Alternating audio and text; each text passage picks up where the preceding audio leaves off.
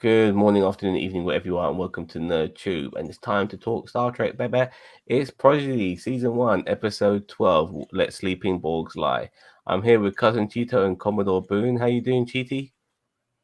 Doing okay. Here to talk about another fine episode of Prodigy. Yeah, I don't know if that's sarcasm I'm hearing there, but nevertheless, I actually enjoyed it. How about yourself, Commodore Boone? How you doing?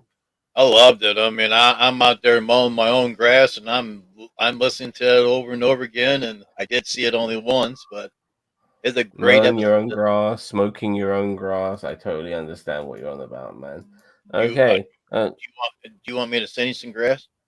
No, I quit that life a couple of years ago. That's right, you did. Now, Okay. now the bestest NerdTube host. Thank you very much, much appreciated. Oh, that look was perfect, Cheetos. Yeah. Now, unfortunately, if you're also talking about um, uh, Major Rage, and I apologize, he has not kept up with Prodigy, so I'm going to be taking back the reins as your usual hostess with the mostest. Okie dokie. So before we start talking about this episode and breaking it down, how did you find it, Cheeto? Oh, here we go. All right, He breathed like Boone's that. turn. Here we go. Oh, Is that it? That's all you're gonna give, yeah? If you can't say nothing nice, don't say anything at all. ooh. There goes my um, thumbs down on my film. I mean, I this show is The card I, maneuver. no, it's like worse than the Picard maneuver. It's like it it it's like the Kirk maneuver, like a double axe handle to the face. I Mm. mean, like the way that they do some of this stuff just boggles my mind. I can't even wrap my mind around sometimes the stuff that they do here. Last week's episode was fine. This week's episode was so much worse. I mean, like they're infiltrating a Borg cube. And I get it. They're just kids fighting the Borg, but they're just kids fighting the Borg. Like how much more do we have to nerf the Borg before it just anything? I I can't even put into words. All right, go ahead, Boone. Go ahead. And that's the second time kids defeated the Borg from Voyager and this one. Think about it. I thought it was a great episode myself. I mean, they have a living entity inside the ship, and we're going to talk about that later, of course. But it was pretty good. I mean, I liked it a lot, especially when that one guy says, "We gotta find this weapon, and it's in this ship now." I mean, it was yelling like crazy. Yeah, Back I to you, thought it was. Zipper. Yeah, I thought this was an okay episode. Project itself is just an okay show so far. I mean, there are some episodes where I like the direction of it, and to a degree, I'm Yeah, almost a bit unhappy that they're getting a bit close to home with their location now. So things are getting a little bit too familiar. Some of the sort of Star Trekking they were doing back in the Delta Quadrant was a little bit more interesting because like even though Voyager was there, like that whole part of space hasn't really truly been discovered.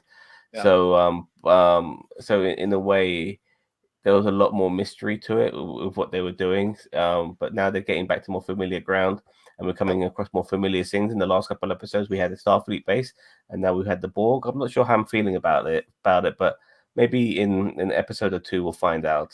A few more episodes in the future. So, this episode where Sleeping Borgs Live, we start off with the Protostar crew, and they're watching holodeck footage of the Diviner and Gwyn, talking about the destruction of Starfleet using a secret weapon on the Protostar. So, Jake and Pog, after the holographic thing is over, Jake and Pog reminds the crew, listen, what the fuck are you being so relaxed for? We have a goddamn super weapon on this ship.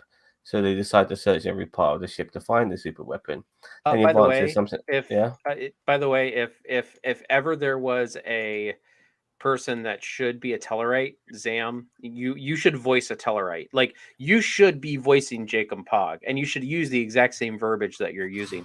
We got a goddamn weapon on our ship. Like just No, well, the thing is, though, there's a part where Jacob Bog said aluminum, and I would never say aluminum. I say aluminium because I ain't a fucking, Anyway, I'll leave it as that. But nevertheless, that bugged me a little bit. Like, Transparent. Hey, alone. that's can't you have a maybe with these American accented aliens? Can't you maybe at least say some of the words in a different style? Like instead of saying can't, you say can't. Instead of saying aluminum, maybe you say aluminium. Just change it up a bit here and there. Just a little bit. Anyway, they find a secret room on the bridge, and the super weapon is found. The weapon itself is almost sentient. It's because it's from the future, because that's where Gwen and her father are from. Yep. It's kind of complicated to understand, and it's too. And unfortunately, this weapon is like they decided at one point decided let's just get rid of it. But if they can't dismantle it, but if they jettison this weapon and somebody finds it in space, it's too dangerous. Jacob Pog, stupidly, this is the engineer, by the way, for fuck's sake. He decides to shoot. He decides just to shoot this fucking thing. It's like a living bomb, but it's with no success. The weapon or the super weapon dodges the phase blast, and it is, as it ends up being called, a living construct. Yep. Yeah, but that's because you're American. That's why. Anyway, anyways, American. so I thought he was from the UK. no, he's not. He's from your part of the world. Anyway, Sorry, Dave. and then from Texas. yeah, Right. I'm he's from Ohio. Nashville, Texas of America. Tennessee. Anyway, an alert from the bridge happens, and the crew come across a Borg cube. Ta-da! Just like that, Borg cube. I know, like seriously, like we need is to like that? redub these It's a Borg episodes. cube. We need to redub these hell outta here. episodes and just like make it like put like sound effects in it, like as like they turn on the screen, it's a Borg, like ta-da! I Yeah, advise he's you he's from Ohio, where run. I'm in Ohio. Yeah, Yeah, I'm in Ohio too, man. Here we go. it just like I did find that personally, I did not appreciate the fact that 1 minute they just parked up in the middle of space, and next they're sharing a parking space in space with a fucking Borg cube. I did like the design of the cube though, where you saw the spear section of the cube, which was pretty cool. That's some nice design work there. Anyway, after a brief introduction, and I'm going to call her Holloway, by the way, hologram Janeway. I'm going to call her Holloway.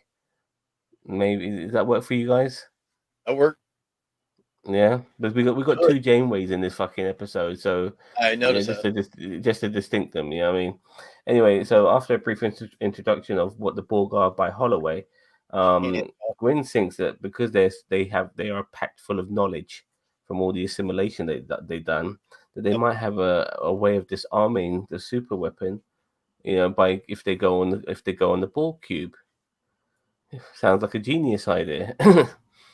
Then Yvonne says the Borg was asleep due to the neurologic compound, which is what future Gen were used in the endgame to destroy the collective. I just thought that they were just all recharging. But fair enough. Something came by and knocked them out and put them to sleep.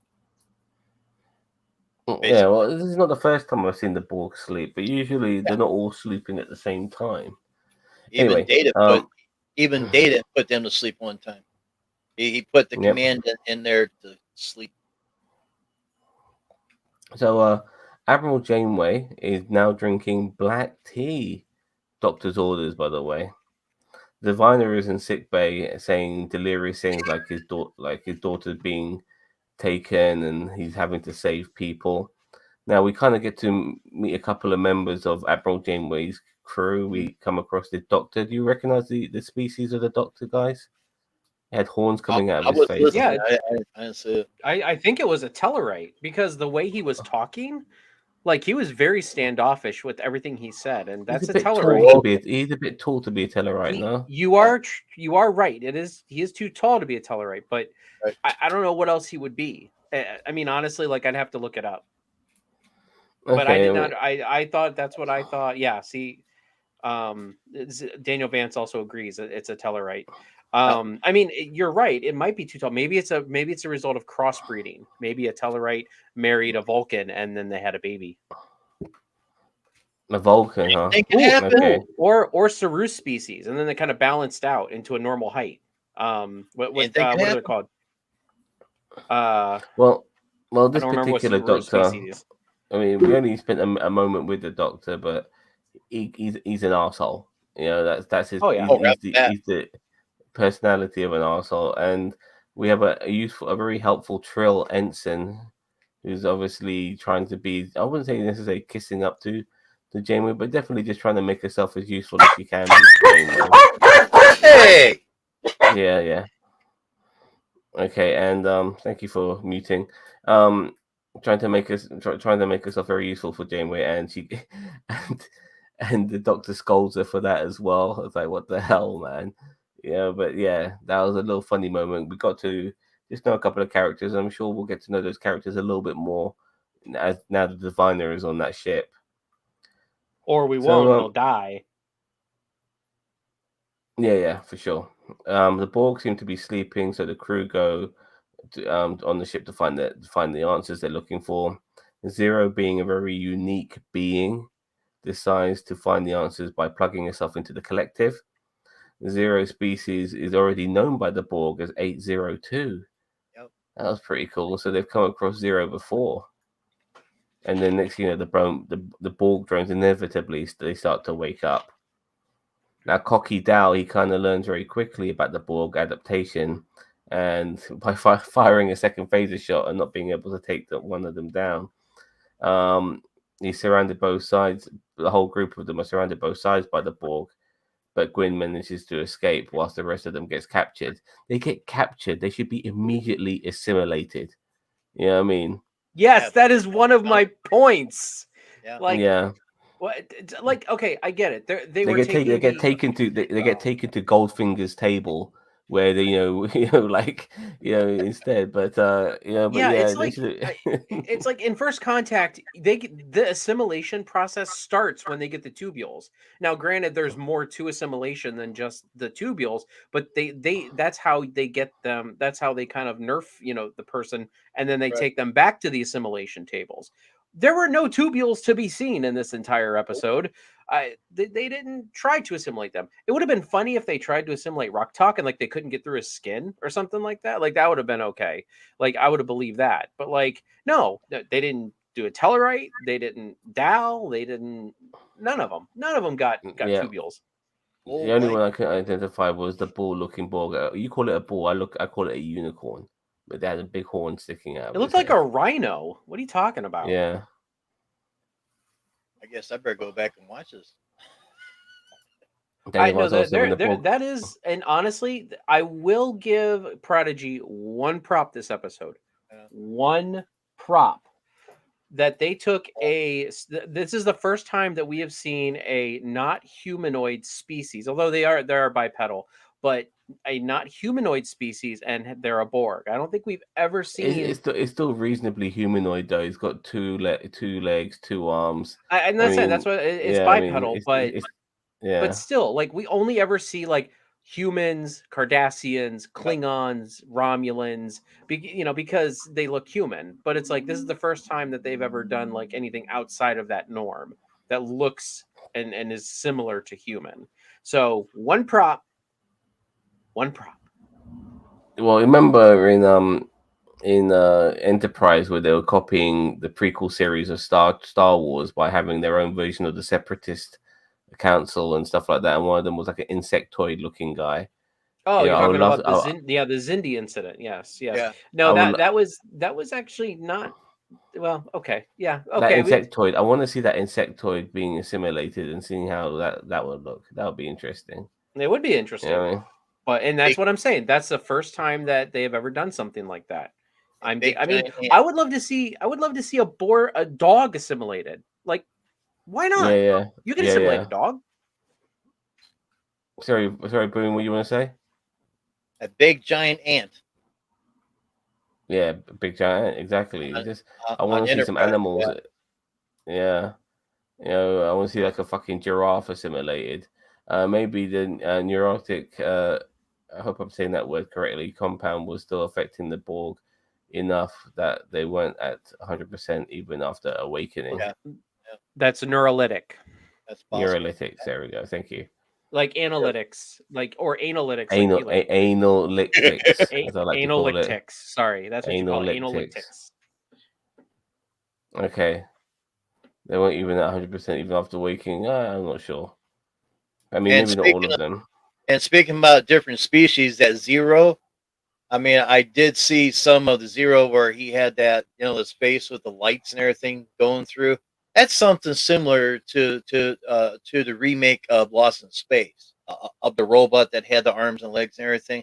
He had that and everything in his, like in his face. His You eyes saw were the remake on Netflix, yeah? Yeah. Maybe Yeah, they got the the alien idea robot, from yeah. that.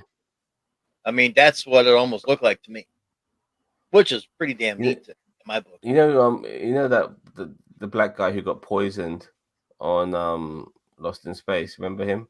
It was like season 2, season 3. He was in a coma, but he got poisoned by Dr. Smith. Yeah, I've had him in my cab, just so you know. Anyway, Zero basically asked the hive mind how to stop the living construct, but the hive mind just wants to use the living construct to destroy the Federation, and then that's when they try to assimilate Zero. Gwyn finds her friends and ready for assimilation on Goldfinger's tables. Do you expect me to talk? No, I expect you to get assimilated. Anyway, but she fails to save them when Borg Zero tries to stop her. Now Gwyn gives the old, remember who you really are.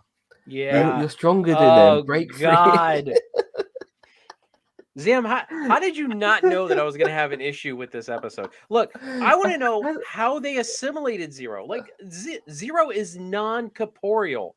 How does a corporeal entity assimilate non-corporeal? Come on, man! This is science fiction. You're making too much of an issue of that, and no, it does not take a rocket science. No, I'm not asking for an explanation. It shouldn't have been able to happen. That's what I'm saying. Like, it makes no sense whatsoever.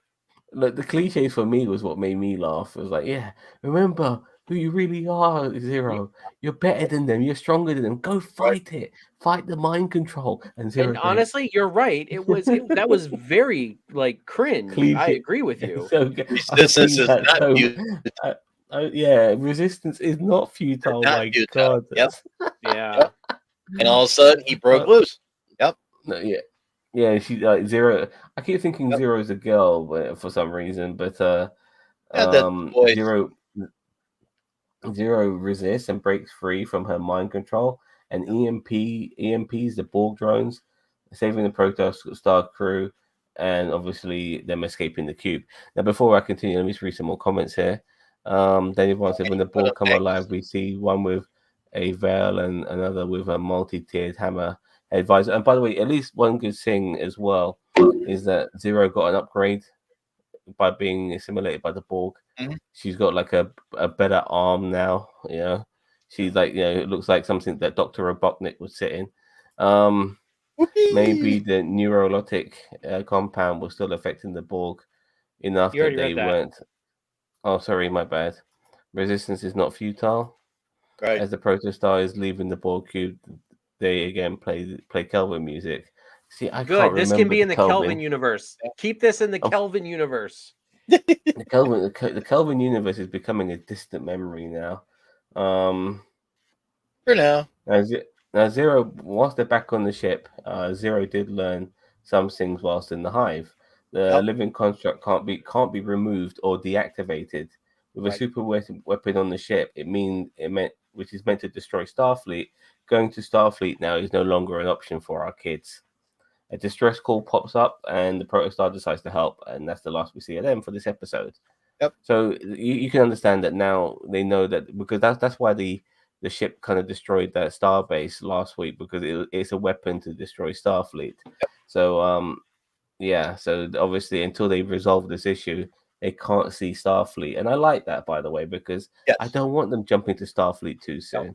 I still want them to learn what it means to be Starfleet just by being on that ship. Anyway, Admiral Janeway sees the destroyed space station from last week, which we obviously cut to her. And her, I mean, she's got, as we remember, she's got a whole different mission of her own. Her mission is to find Chakotay. So she thinks if the Protostar did this, then it wasn't under his control, because obviously Chakotay wouldn't do something like this. Anyway, as Admiral Janeway assumes it could be someone else, we see that someone else, and it's the Diviner as he's waking up from his sort of semi coma that he's in. His brain patterns are changing, and you see it from blue to red, meaning that he's going full on bad guy now, indicating that basically he's getting his shit together. And then boom, he wakes up from his sleep, and the episode ends. So yeah, we're on to another cliffhanger of the episode. I think obviously the Diviner not being killed off. I mean, this like I said, this still should be season 2 in my opinion.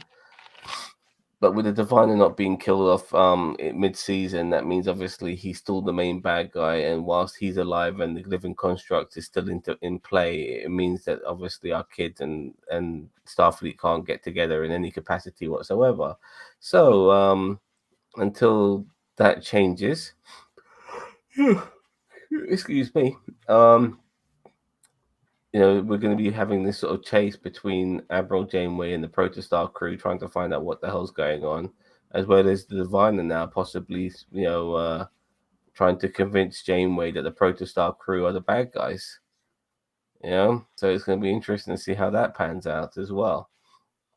But nevertheless, like these episodes, they're shorter than bloody Lower Decks by a few minutes. So once again, it's very hard torture for me. Nah, I get a couple minutes of my life back. Well, it's still Star Trek, man. It's still Star Trek, It's barely Star Trek. And look, I get it. It's not geared towards me, but you're going to ask me to review it. So, look, even for Star Trek, though, even if it was a kid's show, honestly, it's just it's cringe. It's not even that good. It has just, they're just like, as I said, keep it in the Kelvin timeline. Whatever, I don't care. This show is so not Star Trek for you that you couldn't even wear a shirt that represents Star Trek. That's right. That's right. I know. No shirt, no background. Really?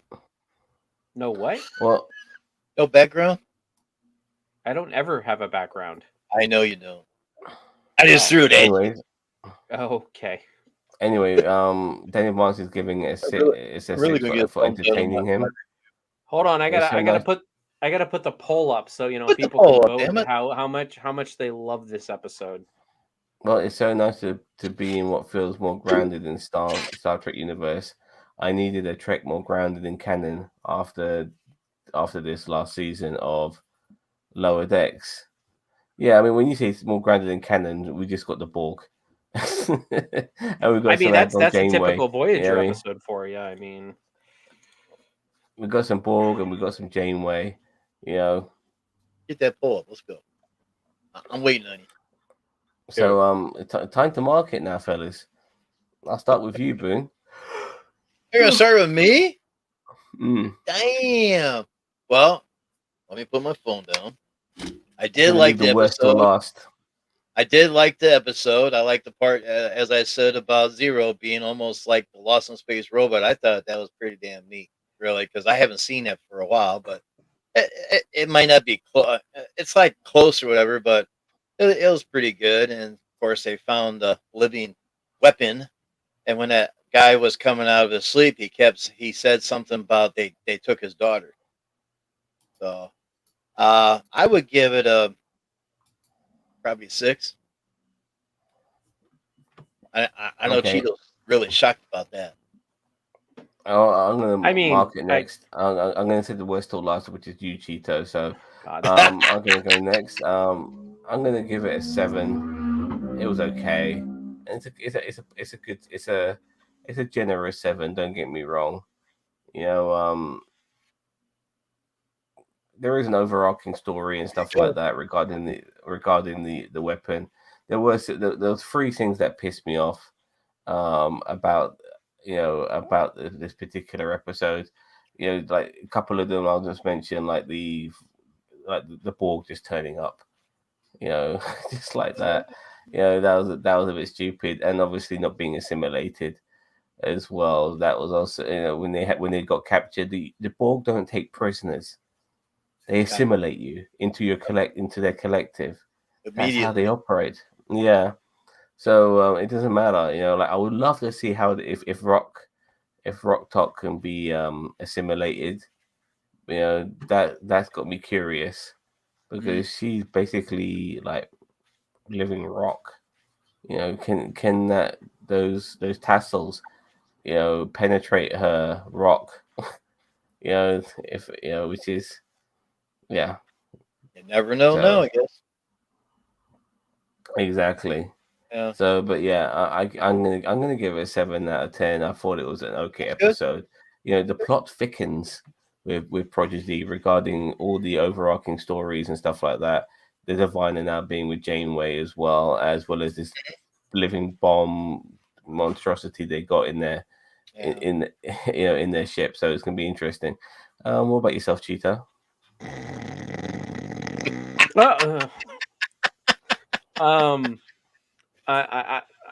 Where's my snort button?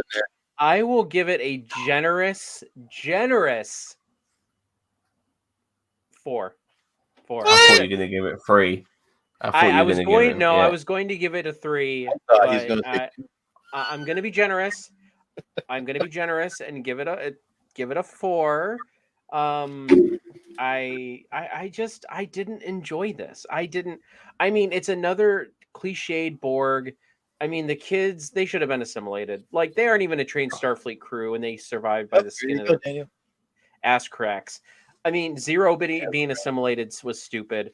The climax of her fighting on. Here's the thing, though. It was cliche, but it makes sense that Zero would be able to maybe fight off the Borg assimilation because she's non-corporeal. So, I mean, there's a lot of factors there. Them not assimilating them right away, like with the tubules and everything, makes no sense whatsoever. This is years after first contact. I mean, if this was like Strange New Worlds time era, it would be different because we don't know what the Borg were like back then, and they didn't have tubules back in the original Next Generation. But now this is way past that. Where if we see the Borg in Strange New Worlds, I'll be pissed. Oh, me too. No, I'm saying in that time I got pissed era. off that we saw them in Enterprise, for fuck's sake. I'm talking about that era, not on that show. But I'm just saying, like, if they go back in time or something, like, who knows? I don't fucking know. But just Janeway drinking black tea. The doctor's orders, though, man. So yeah. You know what the best part of this episode was? That doctor. Opinion. That doctor was probably the best part of this goddamn episode. Oh shit!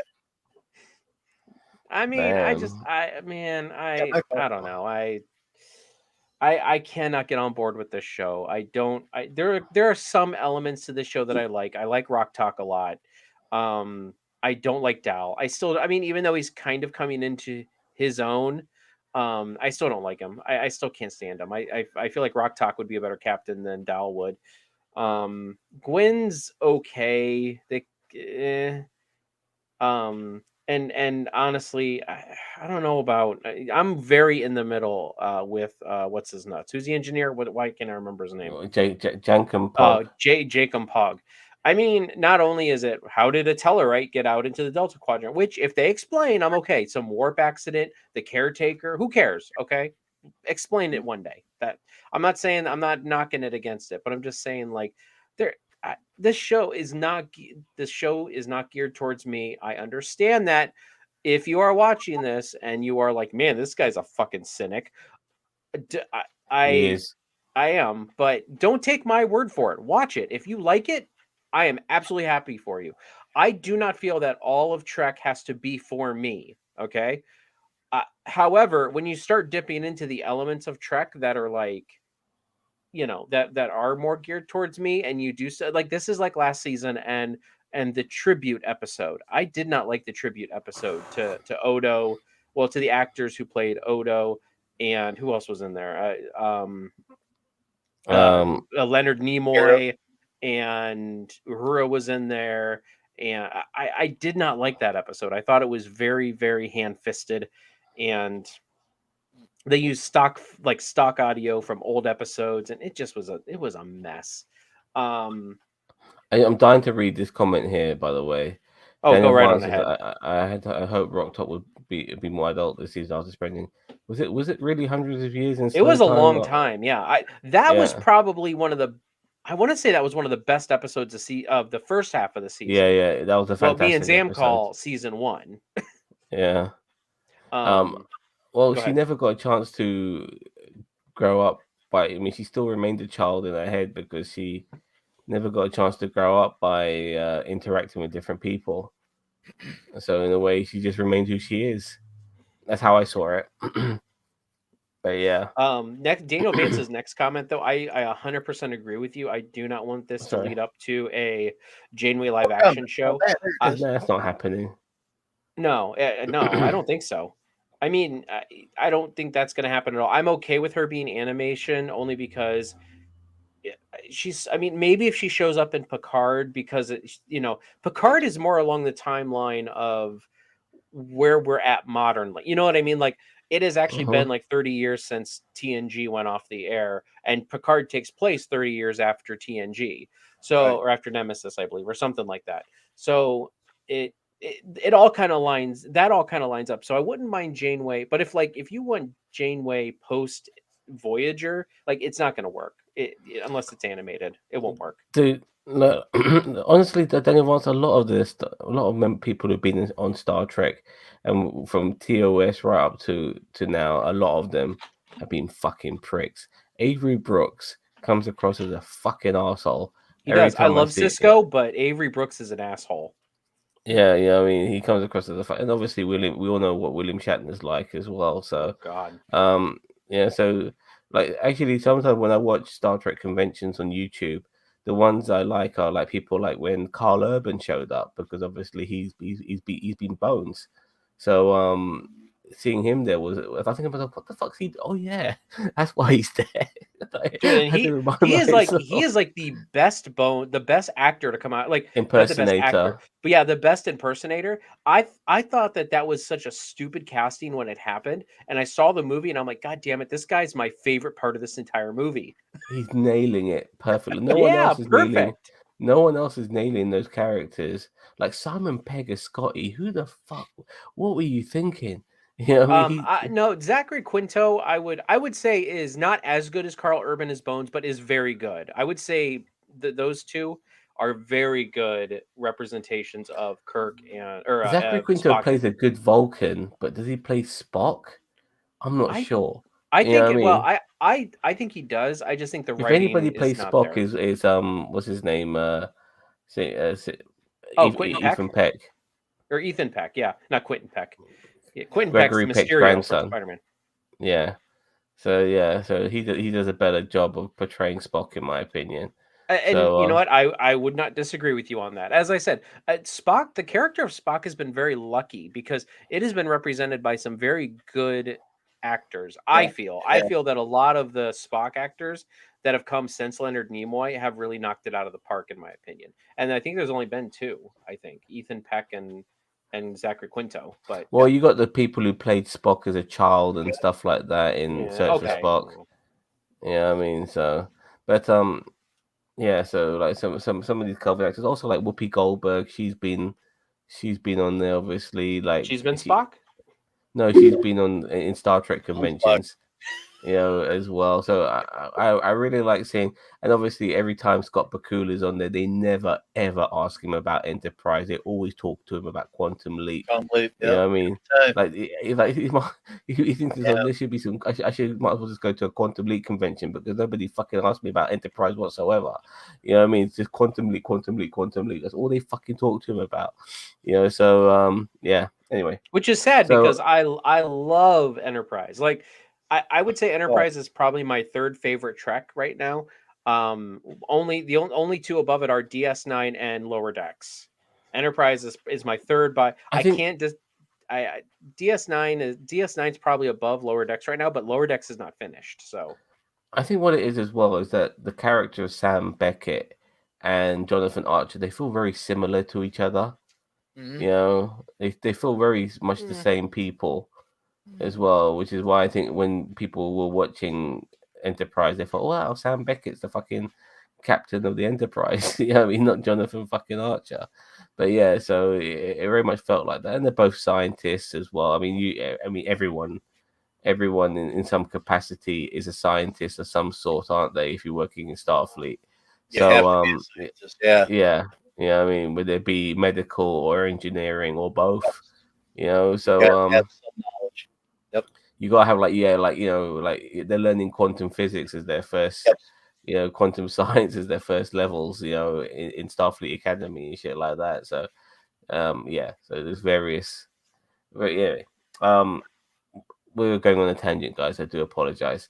So we're going to be back tomorrow. We're going to be back tomorrow talking about Titans season 4, episode 1 and 2 is back, baby. Triple H is now Lex Luthor in this particular series as well. So I'm very much looking forward to that. And it's good that we like.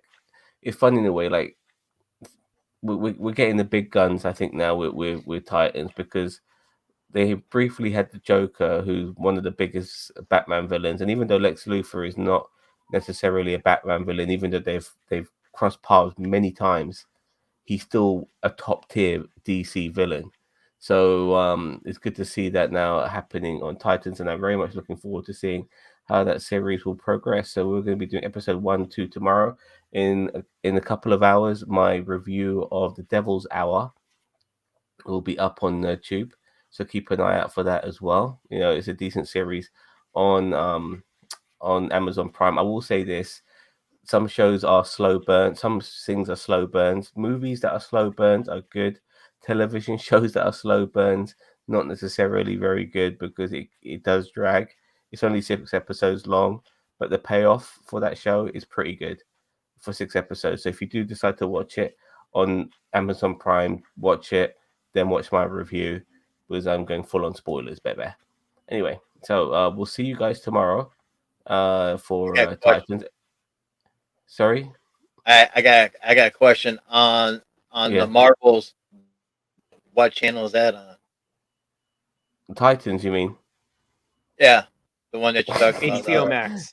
The Marvels. The Marvels. HBO. Yeah, they're on season. HBO if you Maxi haven't, Pad. yeah, it's 4 seasons in. So I mean, you might have to catch up a bit if you want to watch it. It's You're gonna have to. Yeah. And season 1 is rough, but season 2 and 3 are pretty good in my opinion. Oh god, season 1 is so fucking shit. It is. It really is. Especially the final episode. The final episode was so bad. You know what I mean? It's like, hold on. Well, there's only 2 minutes left, and where the penultimate episode was, and it doesn't feel like it's like what the fuck's going on? We got 2 minutes left, and we're still in this fucking fantasy world. That's because that's because episode 1 of season 2 was supposed to be.